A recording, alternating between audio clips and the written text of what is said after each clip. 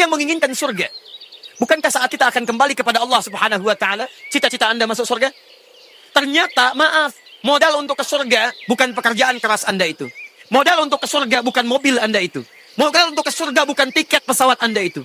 Modal untuk ke surga bukan kerja habis-habisan yang pernah Anda kerjakan itu. Modal untuk ke surga yang kita inginkan dan kita yakini itu adalah semua pekerjaan Anda yang Anda niatkan sebagai ibadah itu. Assalamualaikum teman-teman channel Mengaji Islami. Mari kita simak dan pelajari apa yang akan disampaikan oleh Ustadz Adi Hidayat. Semoga kita mendapatkan berkah dari ilmunya.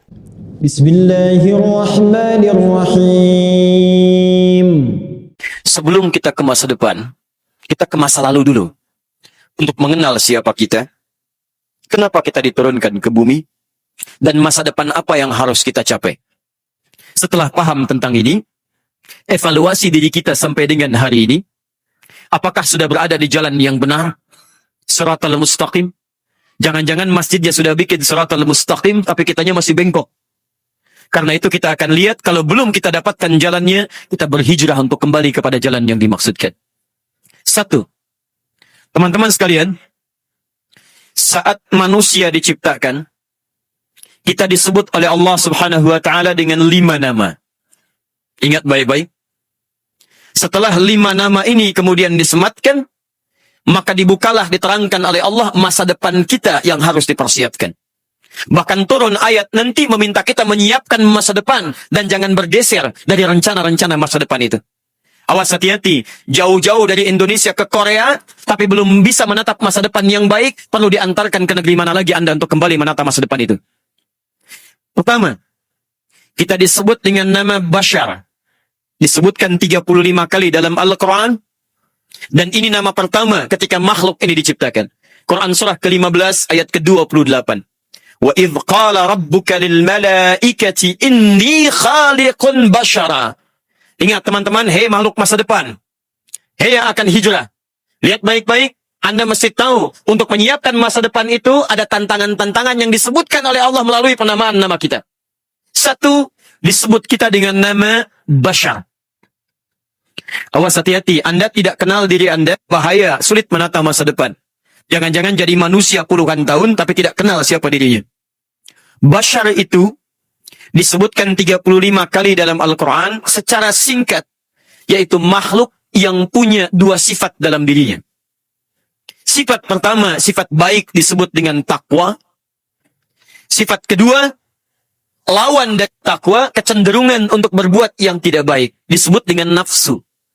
Awas, kenali diri Anda baik-baik. Jadi sebelum Allah menciptakan manusia, ada makhluk yang sudah duluan Allah ciptakan.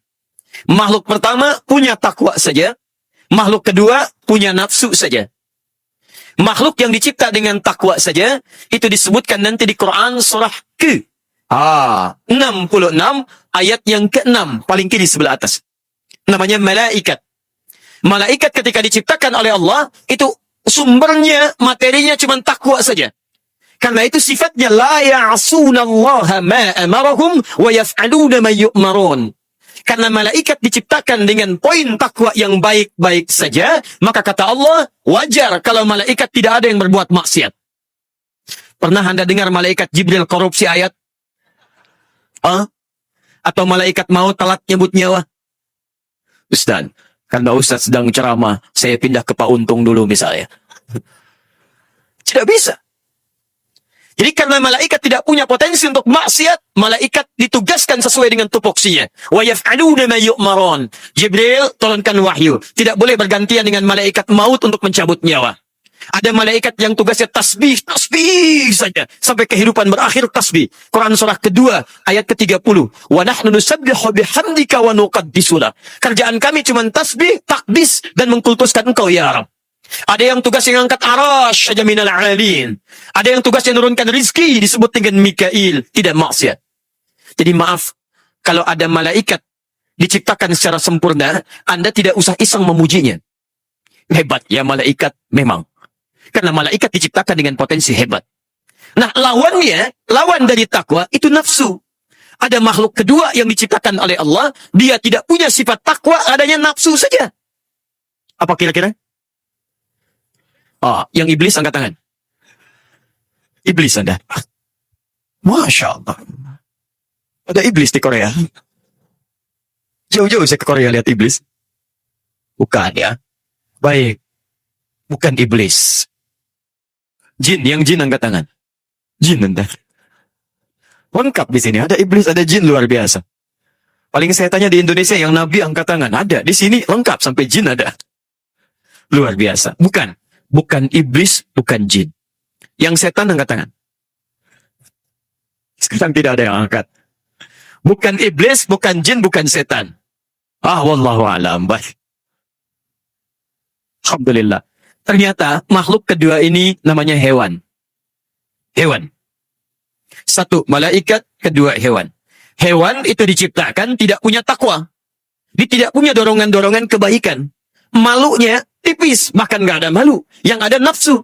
Jadi kalau Anda lihat misalnya, mohon maaf ya, di sini ada kambing di Korea. Ada kambing sampai Korea, jalan-jalan nggak pakai baju, nggak malu, wajar. Kenapa? Karena dia tidak punya takwa. Delman keliling-keliling misalnya, tidak pakai pakaian, nggak malu, wajar. Karena dia nggak punya takwa. Di hewan kalau berbuat salah, jangan dicela. Karena memang hewan bawaannya nafsu. Tidak ada kerjaan kalau Anda mencela hewan. Dasar kambing nggak pakai pakaian, memang.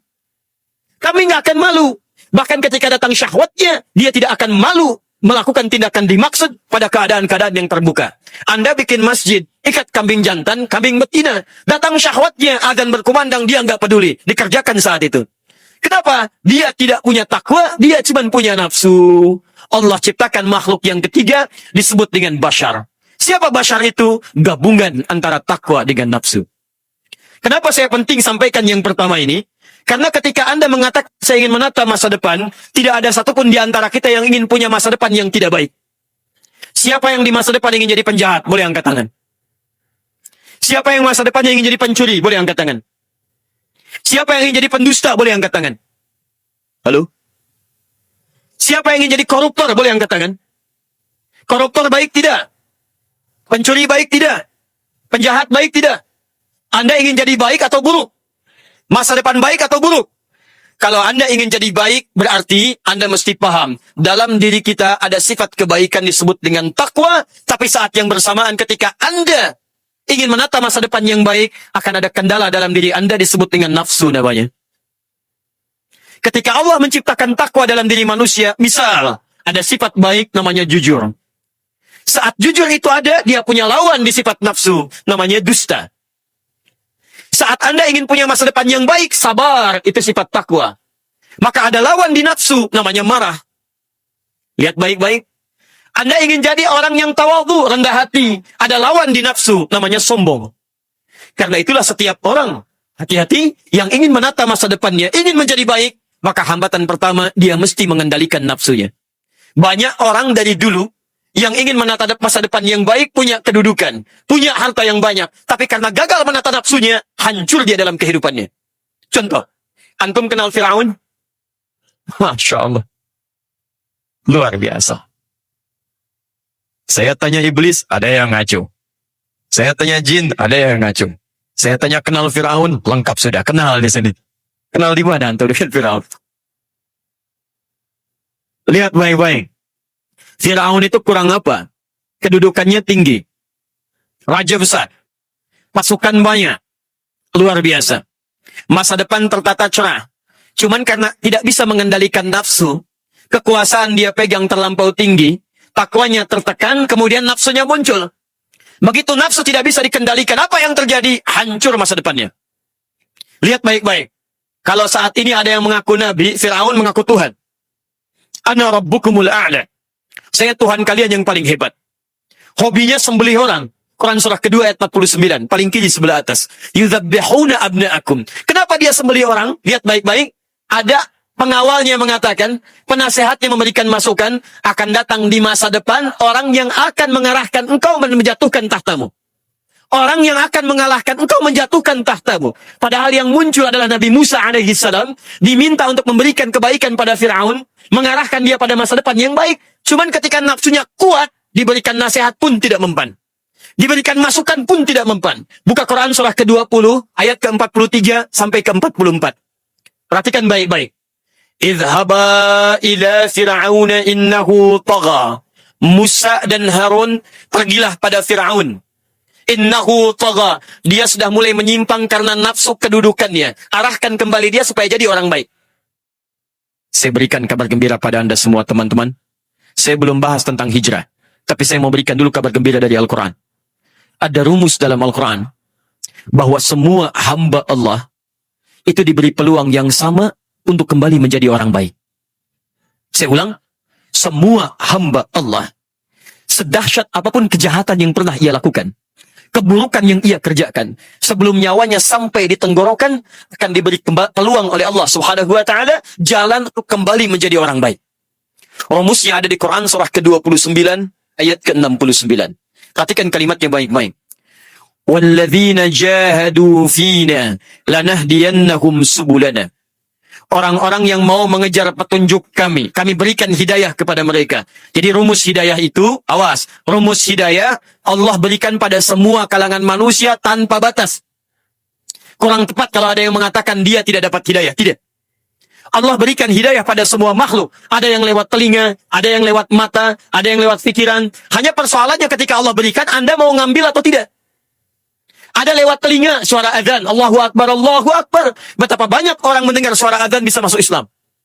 Ada lewat mata, terlihat orang sholat, terlihat orang membaca Al-Quran, terlihat orang mengerjakan ibadah. Begitu ditampakkan lewat matanya, tidak sedikit yang masuk Islam.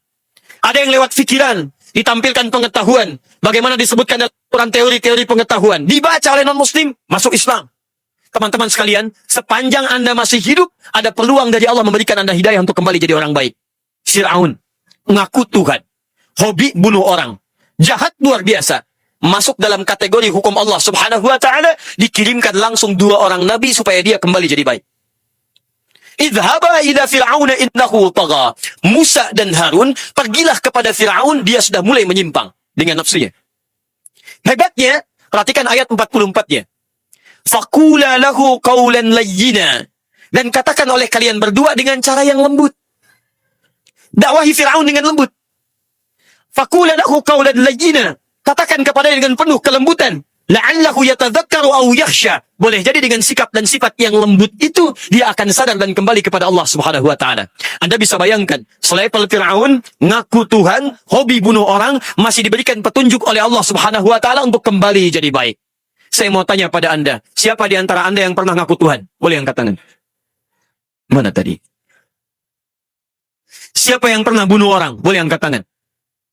Gak apa-apa, saya dengarkan ada polisi di sini. Nanti kita langsung antarkan. Silakan cek. Tidak ada di antara Anda yang hobinya seperti Fir'aun.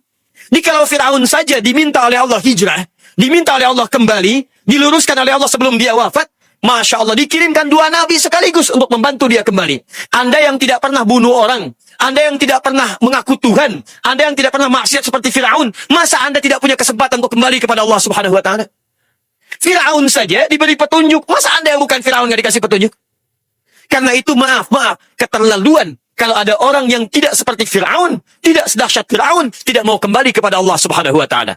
Fir'aun raja punya pasukan, dia punya menara, dia punya kekuatan, dia tidak mau tunduk kepada Allah Subhanahu wa ta'ala, tetap dikirimkan petunjuk untuk kembali. Anda bukan raja, Anda bukan pemimpin, Anda tidak punya pasukan, Anda tidak punya penara, Anda ingin bersaing dengan Fir'aun, tidak tunduk pada Allah, Anda kurang sehat. Tertinggal Anda. Karena itu saya ingin tunjukkan kepada Anda, hal yang menghambat seseorang untuk kembali kepada Allah kadang-kadang datang dari nafsunya. Ditenggelamkan Fir'aun, diabadikan jasadnya sampai sekarang terlihat oleh kita untuk jadi contoh untuk kita semua. Maaf, bukan jadi dongeng yang disampaikan. Tapi setiap Anda melihat jasad Fir'aun, buka Google, kelihatan muminya, untuk meneguhkan pada diri kita hati-hati dengan nafsu kita. Diberikan kedudukan, tertekan nafsunya, maaf tertekan takwanya, naik nafsunya, tidak abadi di hadapan Allah Subhanahu wa ta'ala. 1. 2. Kita ambil contoh satu-satu saja. Ins. Disebutkan 18 kali dalam Al-Quran bersanding dengan jin. Jadi setiap disebutkan kalimat ins, jinnya muncul. Ya ma'syaral jinni wal wa ma khalaqtul jinna wal ins. Setiap ada kalimat jin, ins muncul. Disebutkan pasangan ini 18 kali dalam Al-Quran. Fokus baik-baik, saya simpulkan tadi yang pertama, Anda ingin menata masa depan, pertama Anda mesti mengendalikan nafsu dulu. Kita kenali dulu nafsu itu, setelah itu kita obati di kemudian. Awas, hati-hati ya. Contohnya tadi siapa? Ada Fir'aun, ada Qarun, dan sebagainya. Nanti kita bisa turunkan. Praktek paling gampangnya begini. Anda pernah dengar suara azan? Allahu Akbar, Allahu Akbar. Bukankah saat dengar suara azan, hati kita ada sentuhan? Cepat siap-siap, sholat. Pernah merasa begitu? Itu takwa namanya. Begitu selesai azan, baru azan, belum qomat. Ayo, makan dulu. Itu nafsu namanya. Jadi, 2. Kita cepat dulu sebentar ya. 2. Namanya ins. Ins disebutkan 18 kali dalam Al-Quran, pasangannya jin. Ins itu berasal dari kata al-unsu. Kata bendanya disebut dengan anas. Sifat melekatnya disebut dengan anis. Perempuannya disebut dengan anisah. Tayyib. Punya 3 arti. 1, tampak. 2, lembut. 3, ramah. Tampak, lembut, ramah. Lawannya, jin. Di kalimat jin disandingkan dengan ins sebagai lawan langsung kata ins dari segi makna. Punya 3 arti. Kalau ins itu tampak, jin tersembunyi. Makanya jin disebut dengan jin karena dia tidak tampak dalam pandangan kita. Tidak kelihatan. Jadi fitrah jin ketika diciptakan oleh Allah, dia tersembunyi tidak nampak dalam pandangan kita. Karena itu kalau ada jin melakukan penampakan, itu jin sedang punya masalah. Sedang keluar dari fitrah. Betul, ini nyata. Awas, hati-hati. Jin melakukan penampakan, artinya jin sedang punya masalah. Karena fitrah dia itu sedang tersembunyi. Yang lebih punya masalah adalah manusia-manusia yang cari-cari penampakan jin. Itu masalahnya kuadrat. Manusia berbeda. Jin, tersembunyi, manusia tampak. Tampak. Anda kelihatan, lahir sudah kelihatan, di rumah kelihatan, di kantor kelihatan. Karena itu kenapa dipasangkan dengan jin untuk menunjukkan jika ada seseorang manusia punya masalah, maka diantaranya keluar dari fitrahnya mengikuti fitrah jin. Contoh, manusia tampak. Kalau Anda melihat manusia suka sembunyi-sembunyi, ke kantor, sembunyi-sembunyi. Masuk rumah, ada pintu depan, sembunyi-sembunyi lewat pintu belakang. Ke masjid, sembunyi-sembunyi. Saat yang bersamaan, dia sedang sama dengan bukan. Awas, Anda yang sebut tadi ya. Dia sedang sama dengan keluar dari fitrah kehidupannya. Sedang punya masalah. Karena sifatnya tadinya tampak, kemudian dia berusaha untuk bersembunyi. Ketika Anda merasa dalam diri Anda ada sifat sembunyi-sembunyi, ada sifat menghindar dari kenyataan, artinya Anda sedang punya masalah dalam kehidupan. Dan orang yang punya persoalan dalam kehidupan bagaimana bisa menata masa depan yang lebih baik. Nanti kita turunkan masalah-masalahnya. Ada masalah dalam segi spiritual. Ada masalah meninggalkan sholat. Ada masalah tidak baca Al-Quran. Ada masalah tidak mau zakat. Ada masalah sosial. Pernah mencuri. Ada masalah pernah mabuk. Ada masalah pernah berzina. Ada masalah pernah makan yang haram. Ketika Anda melakukan perbuatan yang dilanggar, keluar dari fitrahnya, maka kecenderungan orang akan sembunyi-sembunyi. Adakah orang yang mencuri terang-terangan? Tidak. Ketika seseorang mencuri, maka fitrahnya akan keluar dari dirinya dan keluar dari sifat kemanusiaannya. Sembunyi-sembunyi. Ngumpet. Seorang koruptor, sembunyi-sembunyi. Penjahat, sembunyi-sembunyi. Jadi kalau ada seseorang ingin menata masa depannya, pernah berbuat salah di masa lalu, bagaimana dia kembali untuk menata masa depan yang lebih baik. Nanti kita akan turunkan kalimat-kalimatnya. 2. Ins juga berarti lembut. Lawannya jin. Jin disebut jin punya makna yang kedua, maknanya kasar. Makanya jarang ada jin perilakunya lembut. Cuman jin dan jun yang ada di TV yang perilakunya lembut, yang lain tidak. Silahkan cek. Kalau ada jin melakukan penampakan, kemudian masuk pada seseorang, tiba-tiba kesurupan. Ada orang kesurupan perilakunya lembut. Mensewu Pak Ustaz, saya mau ikut ceramah, sedang kemasukan jin, mustahil. Orang kemasukan jin, kalau tidak mulutnya meracau, pasti tindakannya mengacau. Tidak jelas, tidak fokus, kasar. Manusia beda, manusia lembut Pak. Manusia itu lembut Bu. Jadi kalau ada manusia, tiba-tiba lahir, kemudian berkomunitas, beraktivitas, tiba-tiba lisannya kasar, tangannya kasar, matanya kasar, kakinya kasar, ada yang salah dengan kemanusiaannya. Karena saat diciptakan dia lembut. Makanya silakan Anda cek dalam Al-Quran. Baik, kita berhenti sebentar. Saatnya kita mencatat. Semua fungsi tubuh kita, dari ujung kepala sampai ujung kaki, tidak pernah disebutkan oleh Al-Quran kecuali fungsi-fungsi kebaikan dan kelembutan. Cek, apa fungsinya lisan? Bicara, bukan. Sekali lagi, apa fungsinya lisan? Bicara yang baik-baik, bukan Allah alam. Apa fungsi lisan? Wallahu a'lam. Bukan. Bicara, tapi bukan sekadar bicara. Bicara yang baik-baik. Karena kita ini makhluk baik, turun dalam keadaan baik, punya sifat ramah, maka kata Al-Quran, semua tubuh kita dari kepala sampai ujung kaki hanya boleh mengerjakan yang baik-baik. Karena itulah ketika mulut kita disebutkan oleh Nabi, lihat kalimatnya.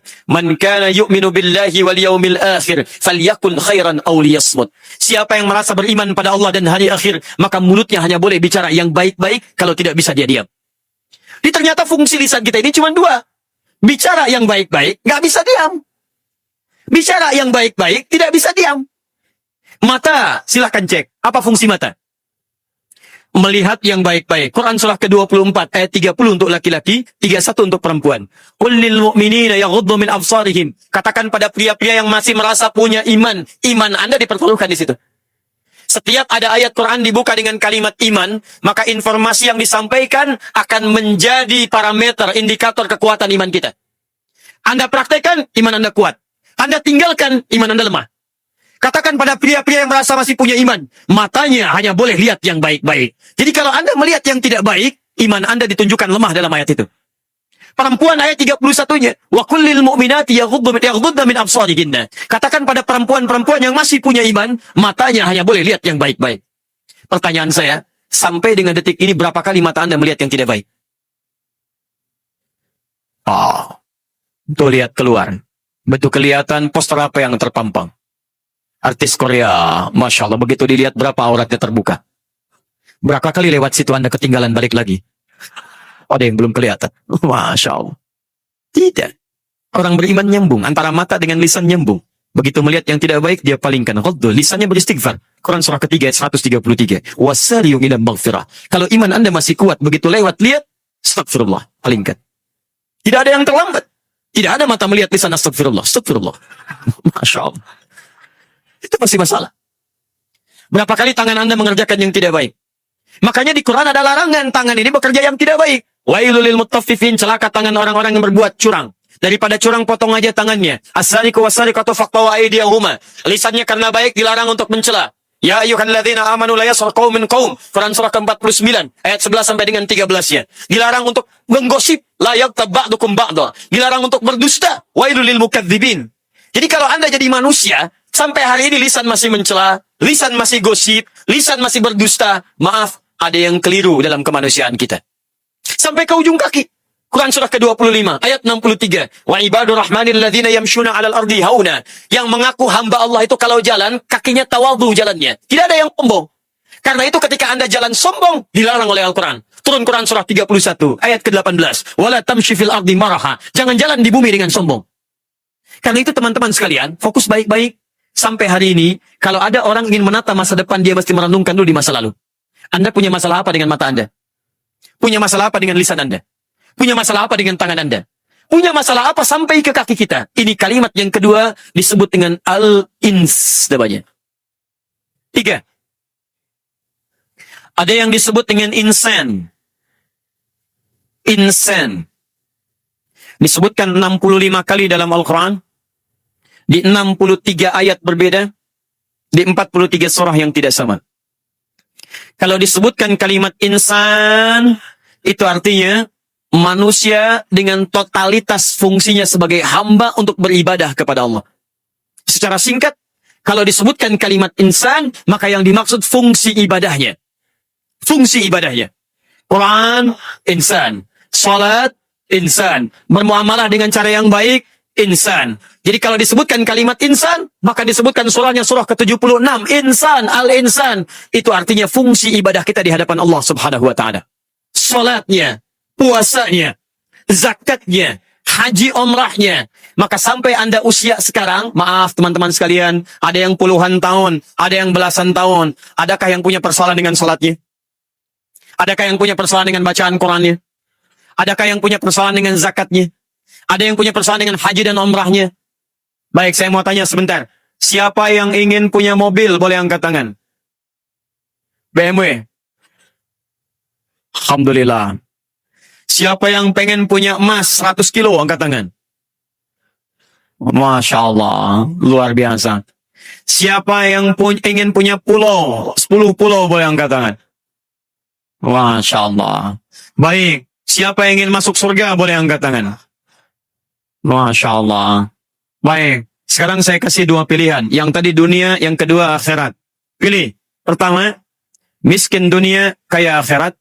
Kedua, kaya dunia, miskin akhirat. Tidak ada pilihan ketiga, nggak usah maksa. Pilihan pertama, siapa yang ingin miskin di dunia, kaya di akhirat, boleh angkat tangan. Masya Allah. Baik, jadi pulaunya saya tarik lagi, emasnya saya ambil lagi, mobilnya saya ambil lagi. Siap insya Allah? Alhamdulillah. Siapa yang kedua, kaya dunia, miskin akhirat, boleh angkat tangan. Tidak ada yang ingin. Perhatikan teman-teman sekalian, fokus baik-baik ya. Anda untuk urusan dunia saja, jauh-jauh dari Indonesia sampai ke Korea. Saya mau tanya pada Anda, ayo jujur, awas hati-hati, ada nafsu. Begitu jujur, lawannya dusta. Lihat baik-baik. Anda ke Korea ini mau nyari surga, mau nyari dunia? Masya Allah. Siapa yang mau nyari surga, boleh angkat tangan. Tuh. Nanti saya kasih tahu kuncinya untuk hari ini. Nanti kunci ke surga di Korea, salah satunya surga spesial, bersanding dengan Nabi SAW. Surga Nabi itu diturunkan surahnya langsung surahnya sebelum beliau wafat. Jadi Nabi Muhammad SAW dijamin surganya sebelum beliau wafat. Turun surah Al-Kautsar. Inna a'tainakal kautsar. Muhammad, kami telah siapkan untukmu satu surga yang penuh dengan banyak kenikmatan. Namanya Al-Kautsar. Masya Allah. Nanti akan dibuka pintu Al-Kautsar langsung dari Korea. Saya nanti sebutkan kodenya. 1005-603. Ya, 277982. Itu nanti Anda akan temukan kunci untuk menuju surga melalui Masjid Al-Kautsar. Kalau memang Anda ke Korea mencari surga. Tapi tolong fikirkan oleh Anda, apakah saat akan berangkat ke Korea terbayang oleh Anda ingin mendapatkan surga? Atau yang terbayang pekerjaan? Yang terbayang mobilnya? Yang terbayang motornya?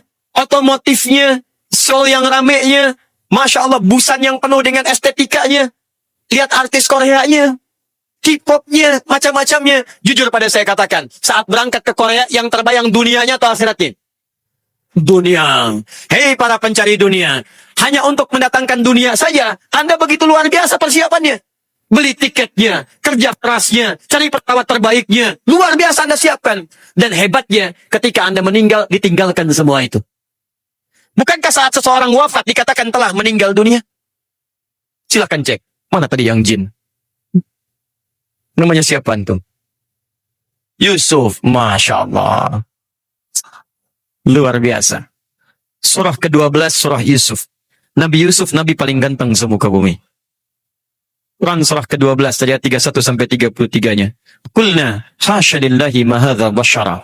Perempuan-perempuan yang rupawan itu mengatakan, sosialita-sosialita di masa itu, ini sih bukan manusia, ini malaikat yang sedang menyamar. Masya Allah. Gantengnya luar biasa. Orang pegang apel terpotong bagian teriris bagian tangannya. Saking gantengnya Nabi Yusuf. Ganteng-ganteng Nabi. Yusuf sekarang ganteng-ganteng serigala. Luar biasa. Manusia, orang dunia. Yusuf datang ke Korea. Cari banyak bekal. Begitu wafat disebut telah meninggal dunia. Meninggal dunia, dunianya ditinggalkan. Coba, saya ingin ajak Anda untuk merenung dulu. Anda datang ke sini persiapan luar biasa.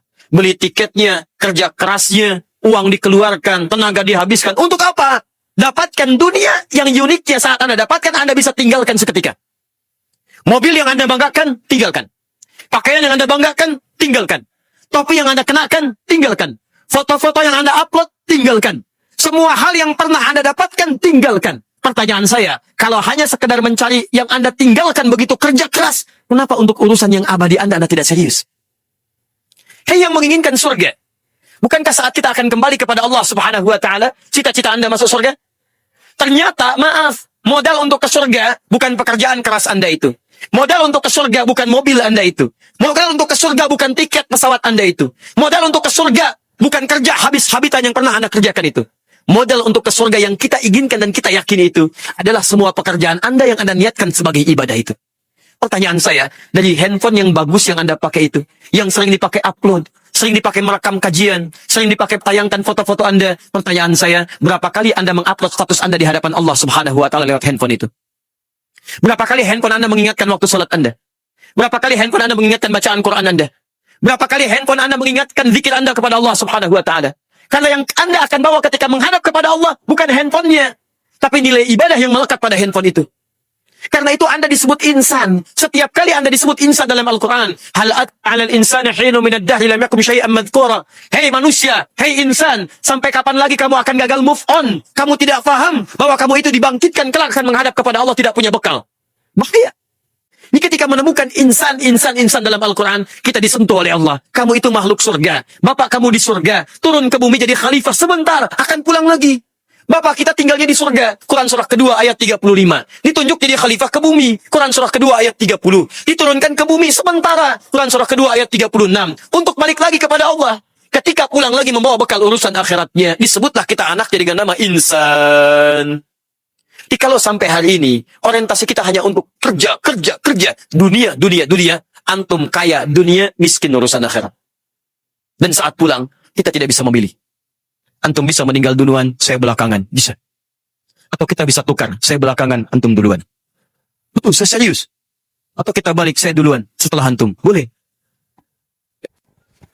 Awas, hati-hati. Ingat, kita ingin menata masa depan kita bukan hanya sampai dunia, tapi sampai akhirat. Kalau cuma Anda menata masa depan nanti untuk urusan dunia, maaf, Anda terlambat dalam bersaing. Karena yang tidak beriman pun sudah menyiapkan dunianya. Kita harus menata masa depan sampai akhirat kita. Dari konsep inilah turun Quran surah ke-59 ayat ke-18. Paling kiri sebelah atas.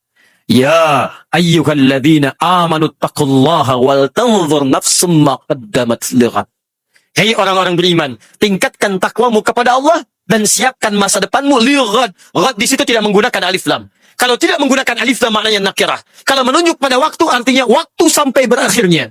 Waktu sampai akhir disebut oleh Quran dengan nama akhirah. Maka turun ayat walal akhiratu khairul laka minal ula. Di orang yang ingin menyiapkan masa depan, kalau dia beriman bertakwa kepada Allah, dia akan siapkan sampai dengan akhiratnya. Ini bukan cuma dunianya. Nanti saya turunkan konsep dalam Al-Quran, dunianya sukses, alam kuburnya sukses, hisabnya sukses, sampai dengan akhiratnya sukses. Dan banyak ayatnya dalam Al-Quran, insya Allah kita turunkan. Ini baru mukaddimah. 4. Kita sampai jam berapa? Oh, sampai Isya, Ustaz. Baik. Saya sampai jam 3, antum sampai Isya, silakan ya. Baik. Pelan-pelan, kita belum bahas judulnya ini. Kita baru turunkan masalah-masalahnya ya. Masa depannya belum kita bahas. 4. An-Nas disebutkan 241 kali dalam Al-Quran. Kalau disebutkan An-Nas, itu artinya manusia yang punya sifat sosial. Manusia yang tidak bisa hidup sendirian. Hati-hati. Disebutkan 241 kali dalam Al-Quran, bahkan jadi nama surah yang terakhir, surah ke-114. Surah paling favorit, Qul a'udzu birabbin nas. Fokus baik-baik. Kenapa manusia disebut dengan An-Nas? Hei teman-teman yang ingin menata masa depan nanti, Quran turunkan informasi pada kita bahwa saat Anda ingin menata masa depan, Anda tidak akan bisa hidup sendirian. Hati-hati. Anda harus bergabung orang lain, bersinergi dengan yang lain untuk menata masa depan Anda. Nanti kita akan turunkan rumus-rumus dalam Al-Quran. Ada orang yang menata masa depan akhiratnya, dia ajak teman yang lainnya. Ada orang menginginkan surganya dari awal, dia ajak keluarga besarnya untuk masuk ke dalam surganya.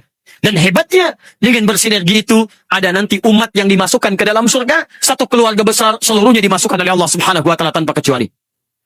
Persoalan terbesarnya, mohon maaf, ada orang-orang yang ingin menata masa depan kebaikannya di akhirat sampai dengan turun ke dunianya, tapi tidak mampu mengajak yang lainnya. Ini yang jadi masalah. Turunkan. Cenderung individual. 5, terakhir. Supaya kita masuk ke dalam judul pokoknya. 1, Bashar. 2, Ins. 3, Insan. 4, Nas. 5, disebut dengan Bani Adam. Ini yang paling penting. Awas hati-hati. Bani Adam. Disebutkan 7 kali dalam Al-Quran. Di 7 ayat berbeda. Paling banyak surah Al-A'raf. Inilah pelajaran dari Al-Quran yang terpenting. Dari 5 nama ini. Karena dari sini diturunkan oleh Allah. Hal-hal yang mengambat masa depan kita, yang menjauhkan kita dari Allah Subhanahu wa Ta'ala. Kita ambil contoh Quran surah ke-7 ayat 26 sampai 31. Kalau disebutkan Bani Adam, itu artinya anak cucu keturunan Adam yang berasal dari sumber yang sama. Jadi setiap ada manusia tinggal di bumi, kata Al-Quran semuanya akan kembali pada kakek dan nenek moyang yang sama, Adam alaihissalam. Quran surah ke-4 ayat yang pertama. Ya ayyuhan nasu, hei semua manusia tanpa kecuali. Ittaqu rabbakum, tingkatkan takwamu kepada Rabbmu. Alladzi Ya ayuhan nasu taqu rabbakumul ladzi khalaqakum min nafsin wahidah, yang telah menciptakan setiap kalian manusia dari jiwa yang satu, Adam. Asal kita dari Adam. Wa khalaqa minha zawjaha, pasangannya Hawa. Di Adam kemudian dipasangkan dengan Hawa, lahir kita. Wa batsa minhuma rijalan katsiran wa nisa. Dari situ muncul laki-laki, ada perempuan. Jadi kalau kita ditanya keturunan siapa? Adam. Adam pasangannya siapa? Hawa laki-laki atau perempuan? Adam laki-laki atau perempuan? Jadi pasangan laki-laki siapa? Pasangan perempuan siapa? Baik, jelas sampai sini?